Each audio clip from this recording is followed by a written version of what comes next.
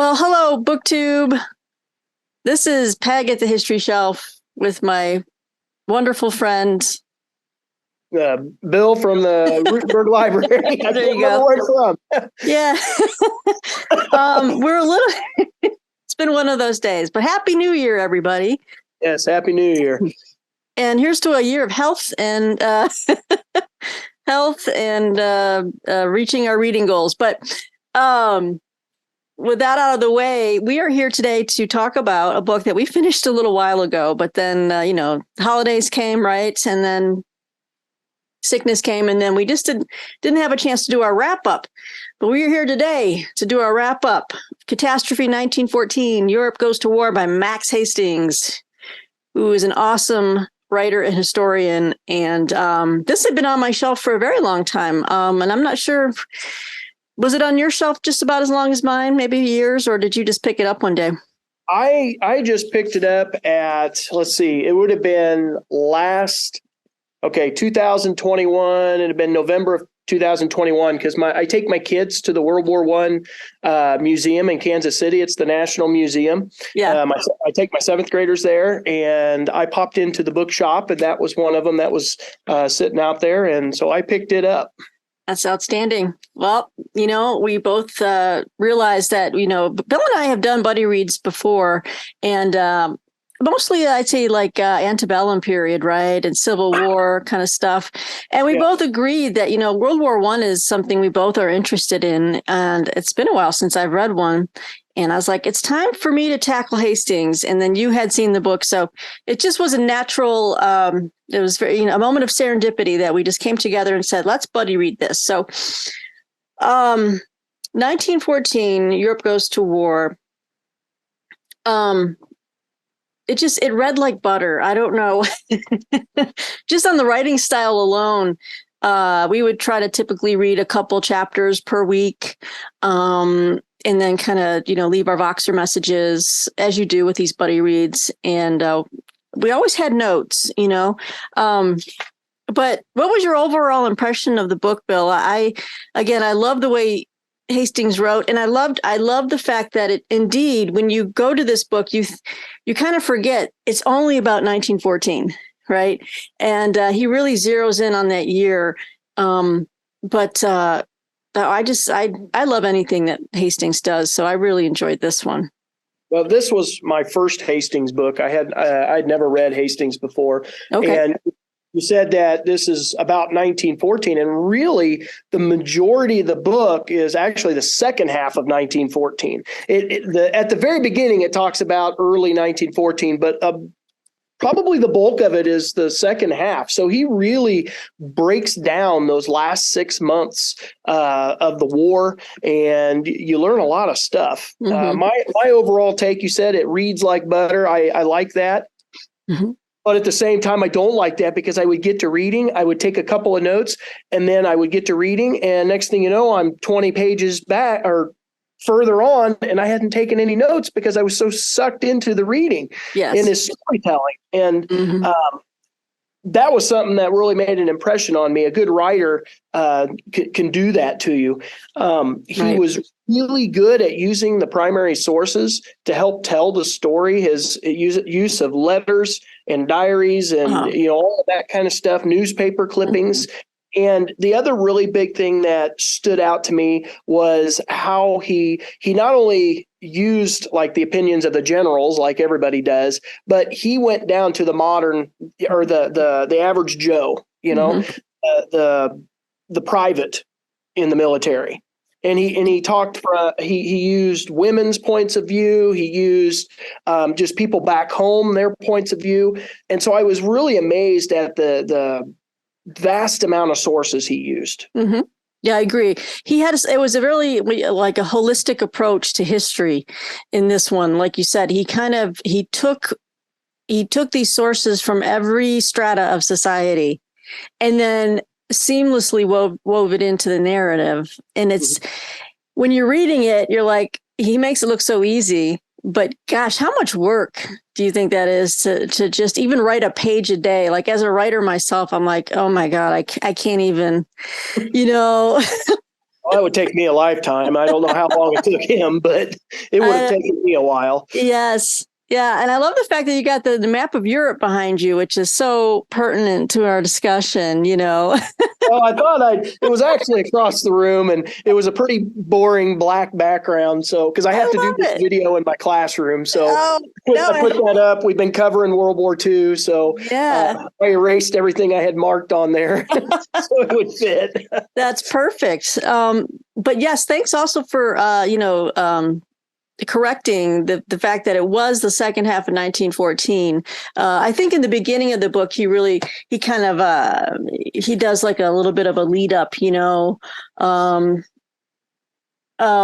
start off in chapter 1 from 1895. Like he wants to set the stage for like how things are about to change big time, for the continent. And then he gives like a little bit of background on each of the players of in this drama, as it were. He talks about where Austria-Hungary, was at during the first few decades before, or the first. Well, yeah, I'd say the first 2 decades before the breakout of hostilities. Yeah, their situation with the monarchy and all of that kind of stuff. Yeah, he kind of talks about the Kaiser in Germany and where they were at.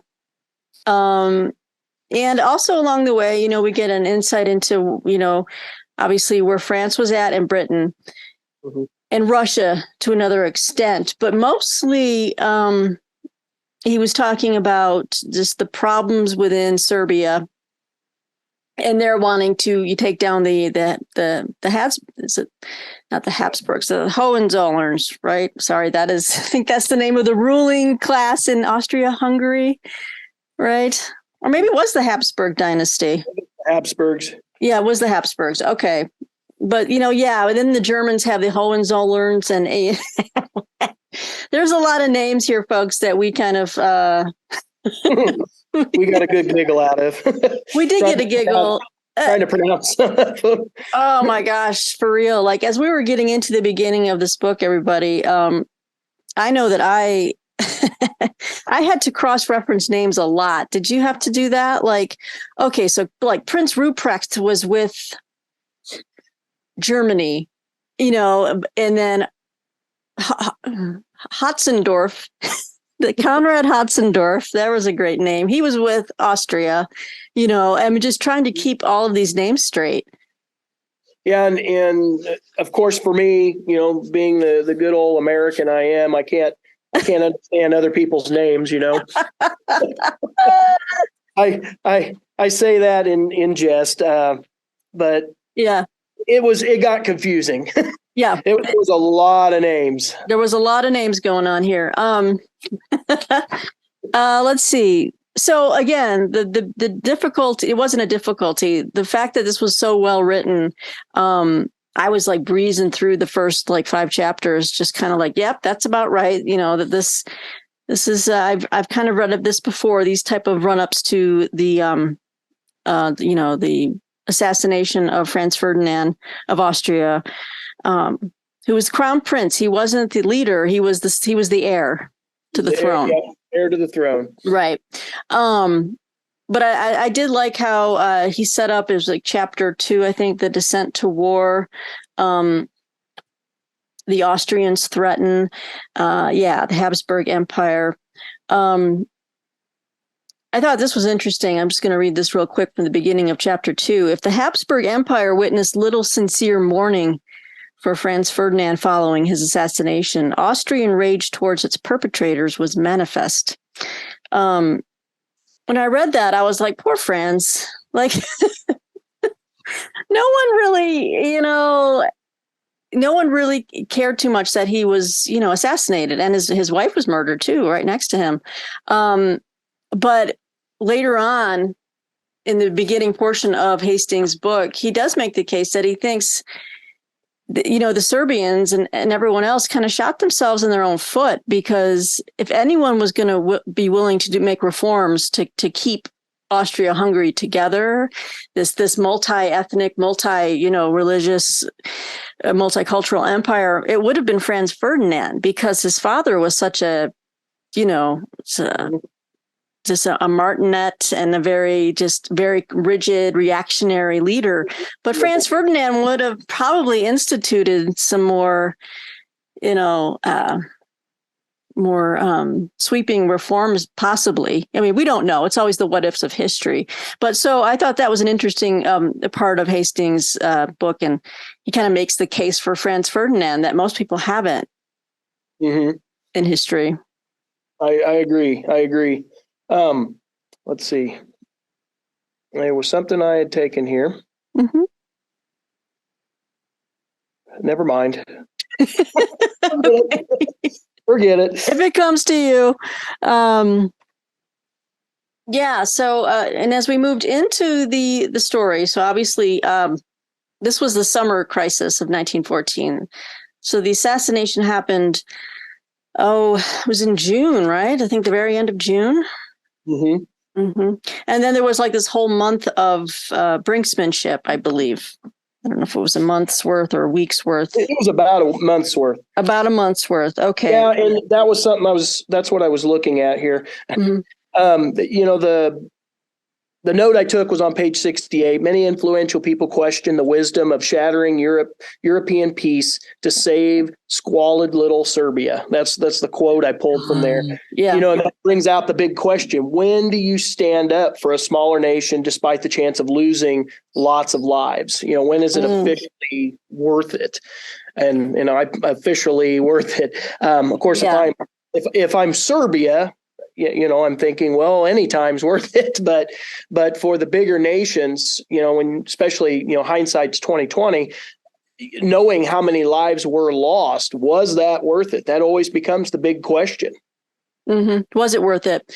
And obviously, so Russia was the one who was taking Serbia's side on that, right? They had more skin in the game. I don't think, Britain really cared. They didn't want to get drug into this. It was only with the invasion of Belgium. Well, and Hastings does a good job of pointing out that Britain's army really at the beginning stages was not prepared for this fight. They didn't have enough men. Mm-hmm. Of course, their navy was built up. Their navy's always built up, but the army was not built up and prepared. No, they were not. But you could argue that, about a couple different countries, but, that's just the way it is. Well, I really like that broader question you just raised, and I think this is where, this book, it raises a lot of those big questions, like, one of them being how many human lives, is it okay to throw at the maw of war, to achieve a political goal. I mean, how much is okay? And I don't think any one of these people expected a war to last 4 years, let alone 4 months. So I think at the time they weren't thinking long term. They were just like, no, I think we can, we'll get either the Allies. What was it? So France, Russia, and Britain. I think they were kind of thinking we'll get them to like leave Belgium and just kind of draw back to the borders, and that'll be, there'll be probably 1 or 2 battles just to stamp our feet. But again, with history, it's like you just never really know what forces are going to take over, and that you can't control. What you're unleashing. It's like the Bible says, reap the whirlwind. And really opened Pandora's box is what they did. They really did. And all these demons just came roaring out. It was just horrific, the slaughter. And that was just reading in the latter half of 1914 alone. It was astounding to me that how many casualties they already had with like the mobile warfare. Well, okay. So you'd asked me what earlier, I think before we started recording, what really kind of stood out to me with this book? When that would, I think you had asked me that. Yeah. What surprised you the most? Okay, so what surprised me the most? Of course, I knew that this became a trench war. I knew that. But I did not, before I went, because I don't think I've read any detailed stuff on World War One. I've read bits and pieces here and there. This is kind of my first detailed book on it. So really what stood out to me was in those first few months, how long it took the generals to figure out to duck and cover. The massive amount of death that we saw with these men marching across no man's land in front of machine guns, thinking they can defeat a machine gun just by overwhelming it, which is not the case. And I had an old professor in college, Dr. Tryphon, and he used to always say that this was 20th century warfare with 19th century thinking. And they're going back to those old methods. Nobody knew how to use this new technology. And that's really the thing that stood out to me, how many major battles we saw where hundreds of thousands of men died because they weren't smart enough to hide behind something, to duck and cover. Yes. It was definitely a case where men were even using cavalry, right? All these antiquated tactics and military structures. I mean, cavalry, yeah, charging a entrenched position, or with machine gun pits. I mean, and I felt bad for all these horses too. I just have to say. Yeah, I always give the kids in class some of the quotes from Sir Douglas Haig, and he was an ex-cavalryman. And he said some things, and I'm paraphrasing here. I'm not going to say I'll get it word for word, but he said that basically the machine gun has nothing on the horse. It has no stopping power over the horse. And I can't remember the exact quote, but it always it's mind-boggling that you would think that way. Yeah. It would only take one battle to figure things out. Maybe you mess up one battle. You got to have a chance to fix things, but they didn't fix things for several months. Yes. Yeah.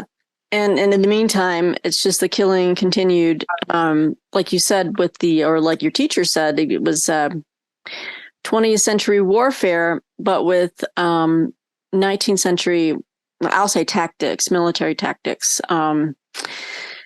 So, gosh, there's so many things we could talk about from this book. I was intrigued how he kind of broke down. I guess for me, if I turn the question to myself, like, what about this book surprised me the most is I wasn't aware of the severe disconnect, a lack of clear communication and delegation that existed with almost all of the major commands. Very consistent. Well, yeah, whether acts, central powers or allied powers. It's like these people worked in a silo, with the Germans. They were kind of on board with the Schlieffen plan, right? Which was just to overwhelm France first, and then, then we can move things to the Eastern Front and tackle the Russians. But obviously that didn't go according to plan. The French did put up some resistance, and finally the British what's that? Belgians put up a fight there. The Belgians did. They weren't expecting the Belgians to defend their homeland. Yeah. And then the British Expeditionary Force came on, but you kept reading about just all these different officers and just not communicating well with each other, not liking each other. All this petty stuff was getting in the way of clear action, just resulting in, more, really just not, it wasn't a cohesive, approach to war because, again, I guess this came into play too. I had a note on this. It was like not only were their own communications with each other kind of stifled because they didn't want to give any other general the ability to kind of rise above the others, is like that gamesmanship stuff, but also the technology of communications at the time was really slow as well. So it's like technology, really was cumbersome.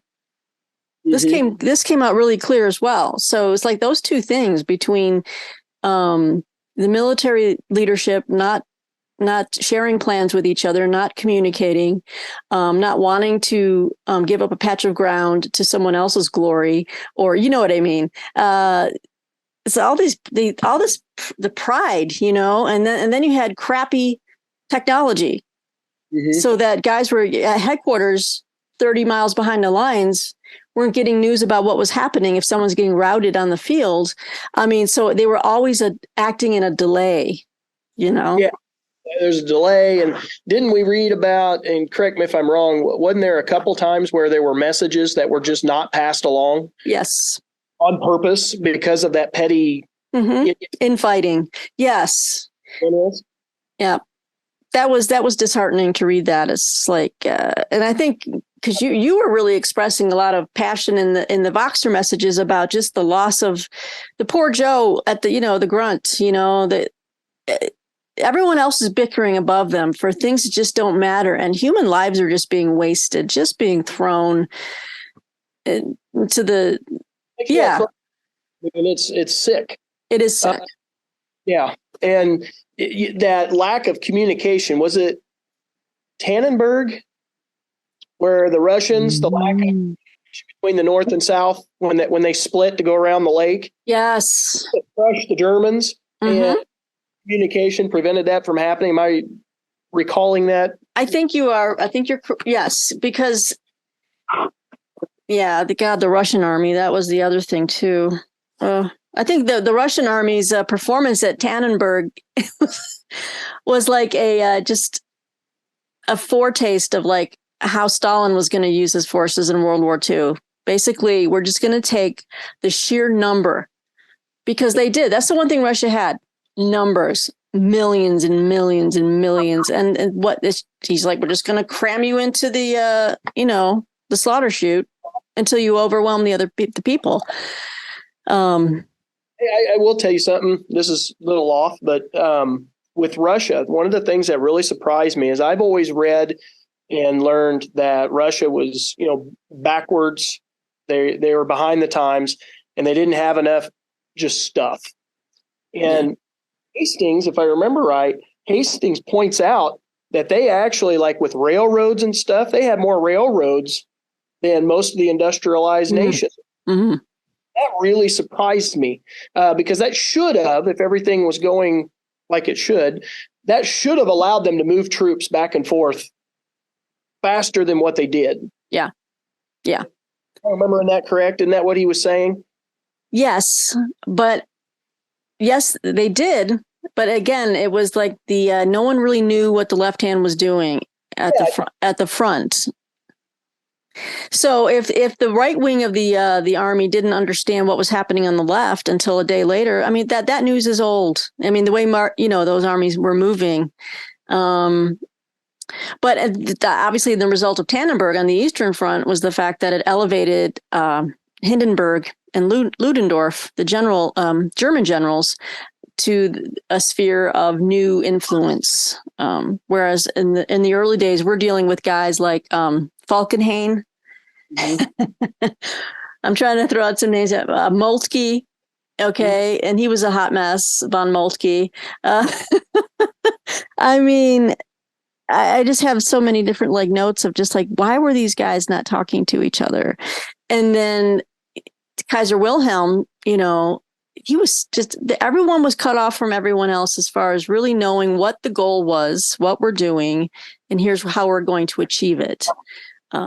So it's just amazing to me that they were even able to do a huge wheeling movement around the left flank of France and the British Expeditionary Force. Didn't they call it the race to the sea or something? That big, those summer battles. Mm-hmm. Then the mobile part of the war before everything just turned into trench warfare. And this is where the book really there's a lot going on. There's a lot of numerous battles, right? There's the Battle of Mons. there's the Battle of so Tannenberg in the east was the big one, but just to get back to the book, I was really impressed that Hastings also took time to cover the smaller fightings that were going on in didn't he have I think he had a chapter on Poland, or am I thinking of another book I just recently read? He covered like the bounce back and forth. Yeah, and there was yes, because there was a chapter called Three Armies in Poland. That was a great chapter. But also he covered the Austrian army and their front down in Serbia. Mm-hmm. And let's see here. So just real quick, my meeting will end in 10 minutes. So we'll hop into the other one when that's done. Okay. So I was really intrigued that he was so thorough in covering all the different fronts and what was going on. There you have it. Look at that. He was thorough, but he also gave us a lot of maps in this book.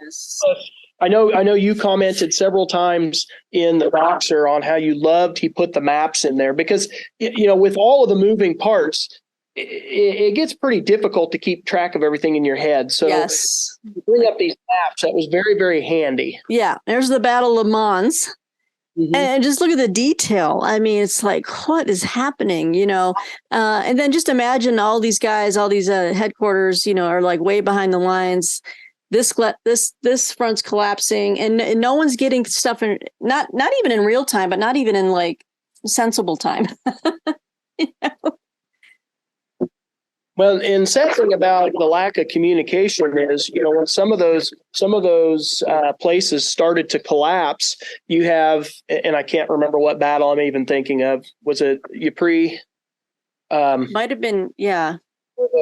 The flank was collapsing, and it could have been, or was it the middle? I can't even remember. I can't keep it straight. There were so many. Part of it that was collapsing, and the other side starts taking advantage, and they could have moved men, but they didn't communicate fast enough to move the men back and forth. Yes. If I remember that correct. Well, yeah, there was a lot of that going on. Mm-hmm. And it wasn't until I think, maybe close to the end of the year that when the French commander is Joffrey, I guess it's Joffrey, kind of took control, and he was able to, cobble together a fairly strong French line anchored on the left by the British Expeditionary Force, led by Haig. But up until that time, wasn't Sir John French, who I loved how Max Hastings called him a poltroon. Then he comes back and talks about him saving the day. Isn't he the guy that really saved the day for him? John French? Or I have the wrong guy. Oh, I don't know. I don't think John French. I think there were other generals that did their job that weren't the head honcho, like Hugh Smith Dorian was a good guy. I think it was Haig that actually. He gave a lot of praise to Haig that surprised. Yeah. And it really surprised me because everything I've always read about Haig was pretty negative. Well, that's funny that you mentioned that because I have a book I want to show you soon that I finally picked up.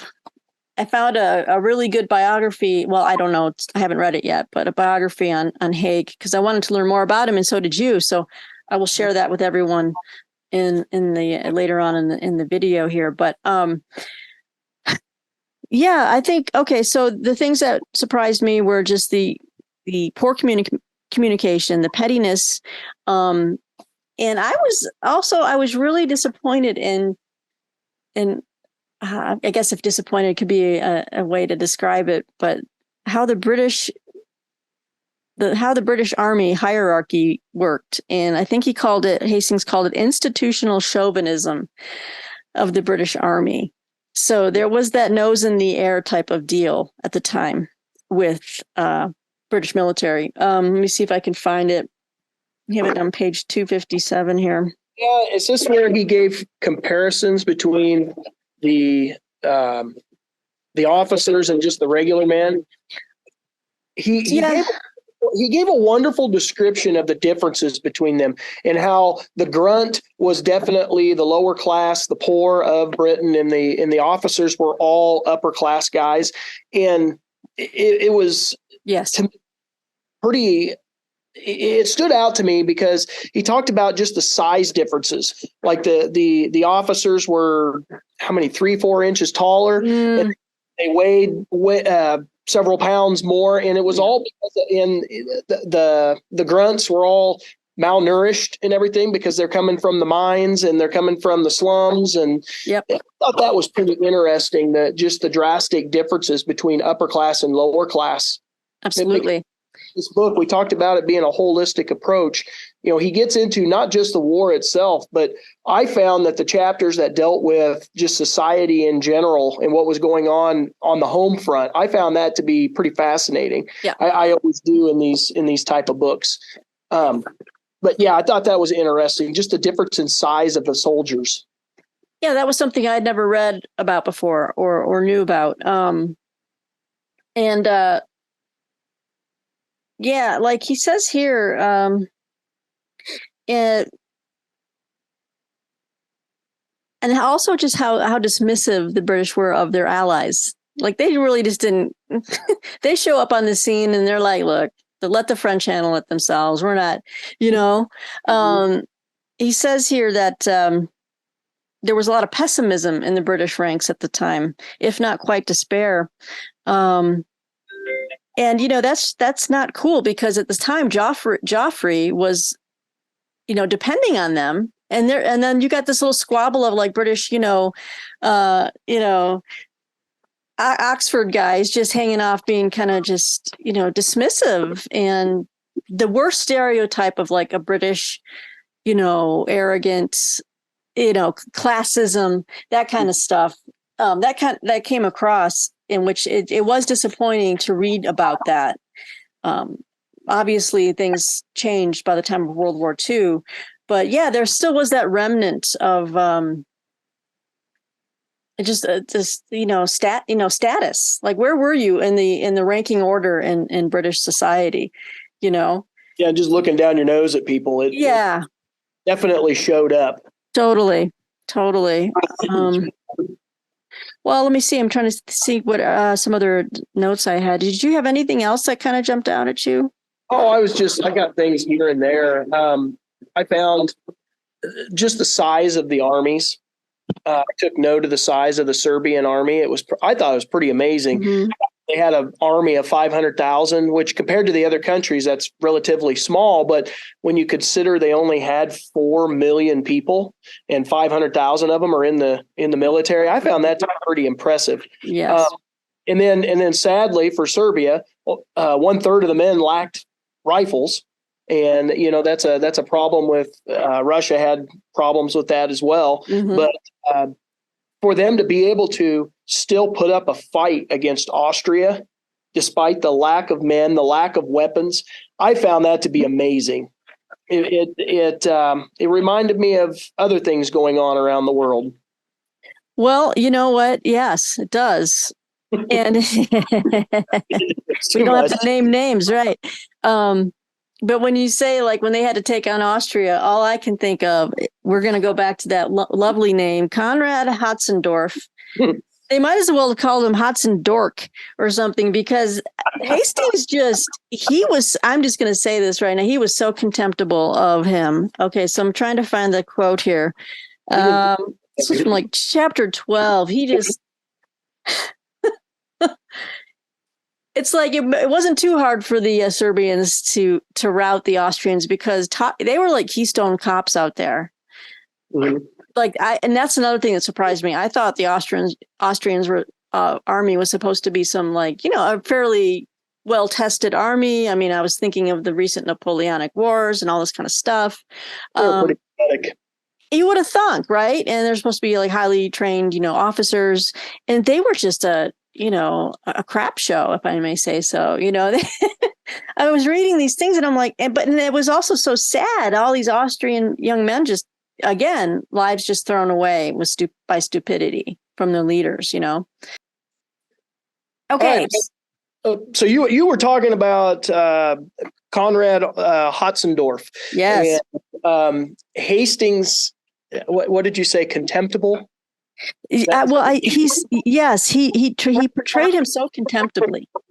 Yeah, and he first starts out with pointing out the fact that when Archduke Franz Ferdinand came through, good night. What's the name of the city? Was it Belgrade? No. Well, he was touring Serbia, wasn't he? Yeah, but what was the name of the city he was assassinated in? Oh. Sarajevo. When he was touring Sarajevo, Conrad Hotzendorf was the guy who was in charge of the entire parade route and was supposed to keep the Archduke safe. Now, we all know how that ended, right? Yeah. He couldn't even keep him safe. And so Hastings just kind of plays on this. Hastings is not a fan of Hotzendorf.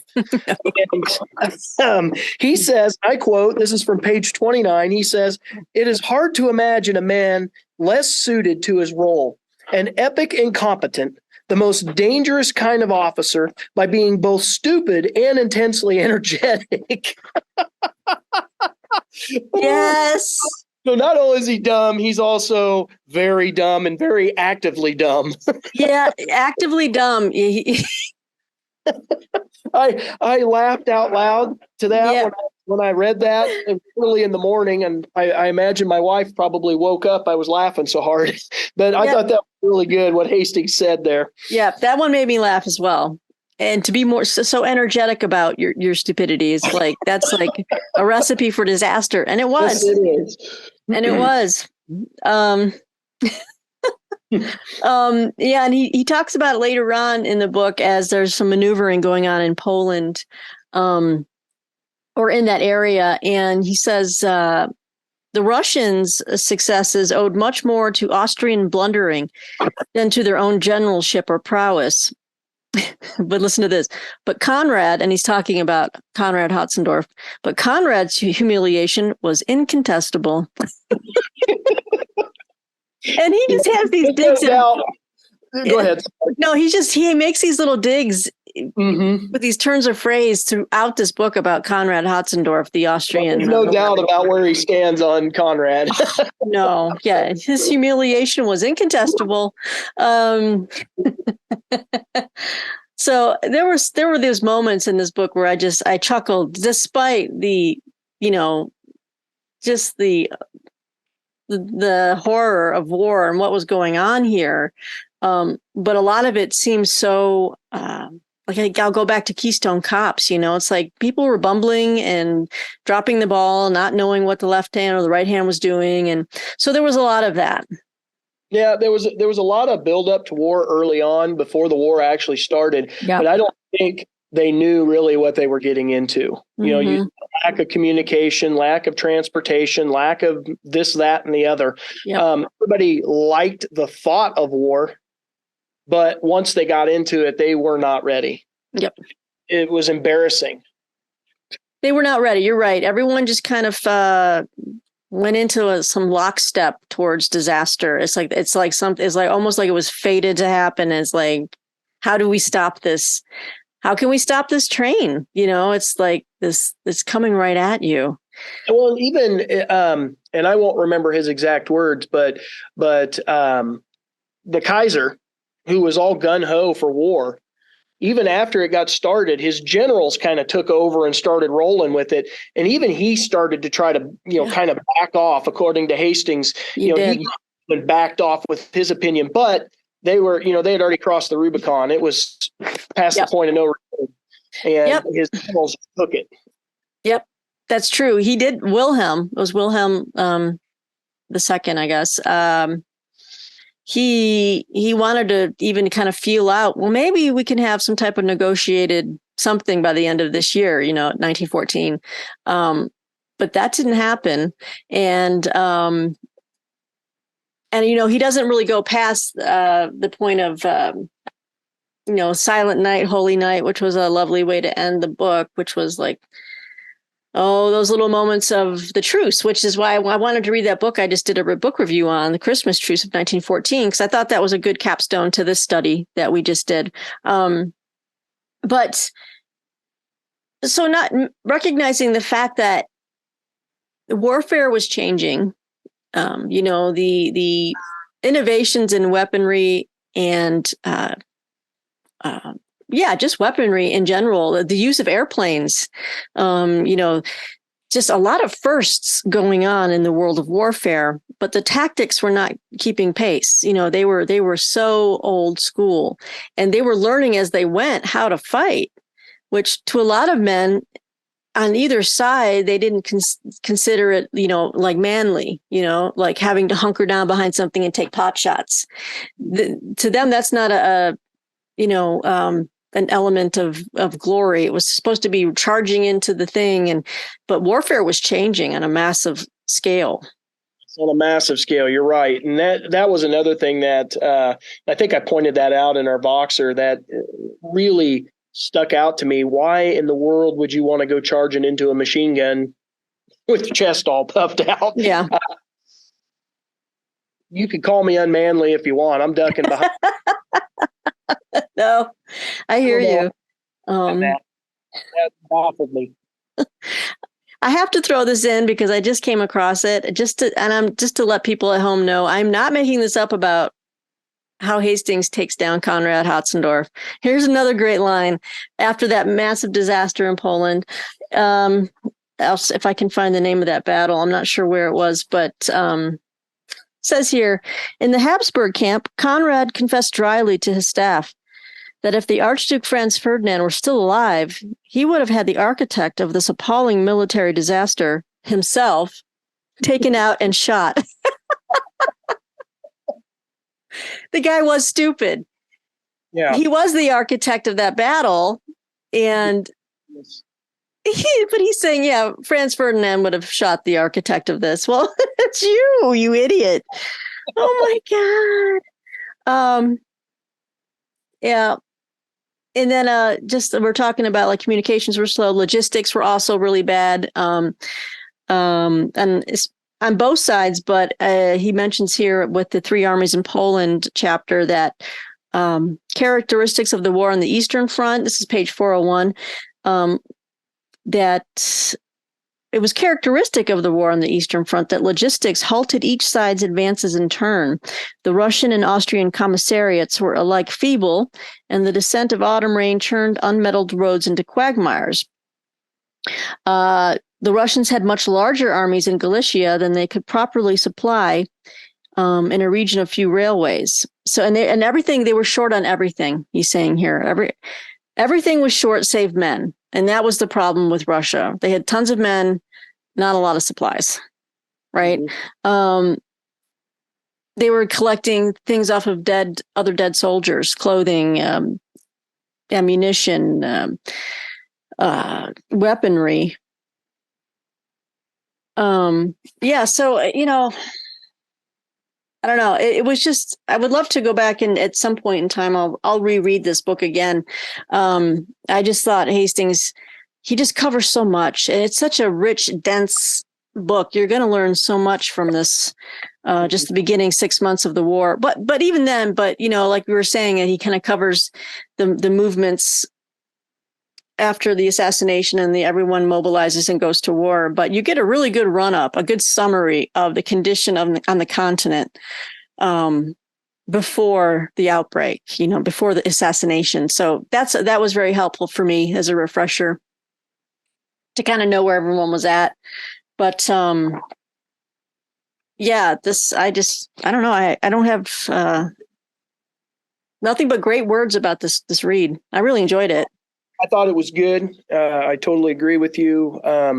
Some parts read faster than others, but that's how every book is, really. Yeah. And that just goes with your tastes and what you like to read, or what part of history you like to read about. Right. So that was one thing I saw was, parts of it read faster than others for me, but it was probably like that for anybody. Mm-hmm. I really love the detail he put in, and it has made me want to, go find other works to go with this. We were looking at Sir Douglas Haig's memoirs. Weren't we looking at that at one? Yes, I think you were looking to see if you could find a used copy of that somewhere. Yeah, and I would like to get that. I would like to find some individual books on the different battles, which I have started to collect here and there. I got another book at the World War I Museum. This one's going to cover the whole war. I have another one I'm going to buddy read at the end of the year with Brian on the war. What was it? A World Undone, I think. Oh, I've read that. Yeah, and everybody says it's really good. So the great thing about Hastings' book is not only was it good, but it's made me want to go read more. Yeah. It just whet my appetite. Well, absolutely. Yeah. Let's talk about that because I don't know about you, but do you like to look at the bibliographies in the back of books? I love bibliographies, and they get me in a lot of trouble with my wife.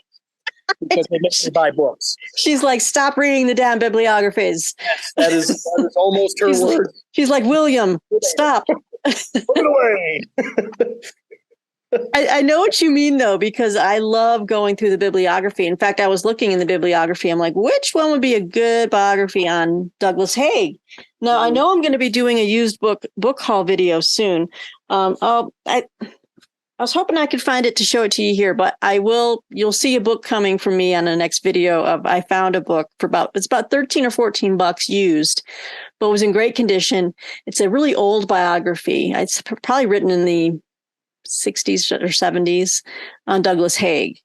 Mm-hmm. I don't know why there's been such a dearth of Douglas Haig biographies. Like I did a whole search on them and there's some books that roll him into a bigger kind of, synthesis of the war. I was just trying to find a biography on the guy, and this was the one book I found, but I'll be showing that in an upcoming book haul. But yeah, like you, I was like, I want to know more about the battle on the Marne. I want to know more about Mons. I want to know more about the British Expeditionary Force and all the problems they were having, and especially communicating with the French generals, I'd like to find one because it's an interesting topic and the kids always love it in class. And so I just need to build on my own knowledge just on the new technologies with the tank, the plane, the machine, and there was a bunch of them. Yes. And I would like to just find a book that covers those new technologies. Like I said, the kids would eat that up. They love learning about it for some reason. So, and then for the adults here, I don't know if you noticed on Netflix, they had a German movie released in November. It's called All Quiet on the Western Front, based on the famous book. I'm going to watch it. I haven't done it yet. Oh, you have? Yeah, because let me just tell you, there's a scene where, and I read the book ages ago. It was a great book. It's powerful stuff. And and it was like right on the heels of us wrapping up this book, and I was watching it, and it was just like, this is just what we were reading, and there's a scene where like the German soldiers, they see the ground shaking, like stuff's rattling on the table in a trench, and you're like, what is this? And then like out of the smoke, you see this. It doesn't even resemble a modern day tank, but these were the first, which versions of them. Yes. And it was like this, it was a creepy moment in the movie. And you're like, what would they must have felt seeing these things for the first time, and also even more sinister was like the use of, gases and things that just flamethrowers. Oh, they showed the flamethrowers too. And it was like a scene from hell. So when you get to that part, definitely not anything a child wants to, you can't, make sure. Well, we watched is it 79 or 78, 79 version of All Quiet on the Western Front. We watch that every year in class. Oh, wow. Okay. Love it. And you would think that with it being an older movie, they would be, but they actually love it. They really get into it. And then, of course, at the end, they're always mad at me for showing it to them because how the movie ends. But, I know. They're like, are you kidding me? Yeah, I know. Oh, my God. No, I have plans to watch the Netflix one. I just haven't. I don't have Netflix. My daughter does. So I can wait for the time that we can sit down together. Yeah. Well, I highly recommend it. Let me know when you have watched it because those scenes are really, I mean, there's some gruesome stuff going on there, but but that's what happened. Mm-hmm. And it's just like, so just as literature, All Quiet on the Western Front, I would recommend anyone read that. If you want to, like, if you're new to World War I guess what I'm trying to say is, as we maybe kind of wrap up this book, take a piece of fiction, like All Quiet on the Western Front, read it, kind of get a feel for what the common soldier might have experienced. And it doesn't even matter what side it was on. Like this one is a German soldier, but they were all feeling it and experiencing it. And then I would suggest this is a great book to get your feet wet with, this is situation in Europe and on the continent, in England and then on the continent, and just where all the different monarchies were at the time when this powder keg blew up. And Max Hastings just writes wonderfully, and you will laugh out loud at his takedown of Conrad Hotzendorf. I don't think we mentioned it. Let's it's an Alfred A. Knopf book, and it was written published in 2013 is when it was published. Okay. And just to showcase the book just a little bit, look at these end papers. Oh, yes. Isn't that beautiful? Yeah. And then that's the front side. Yeah. Now there's the back side. And then that's what you're left with. It's very stark. It's like, all that just got all blown away. Yeah. Like, Barbara Tuchman is another great historian to read. Her work on, is The Guns of August. Have you read that one, Bill? I have not read. I own it, but I haven't read it yet. Yeah, that one is, she is meticulous. That one, it really takes you almost like minute by minute through the crisis and takes a real political view of it too. Like she's really getting into the inside of just how all the different countries just, I don't know. They just, I guess there was another book called The Sleepwalkers. Yeah. And it was like they just sleepwalked right into this, Yes, somebody else was going to read that one. And it was one that I want to read that one. I don't think I have it, and I wanted to get it. Yeah. I can't remember.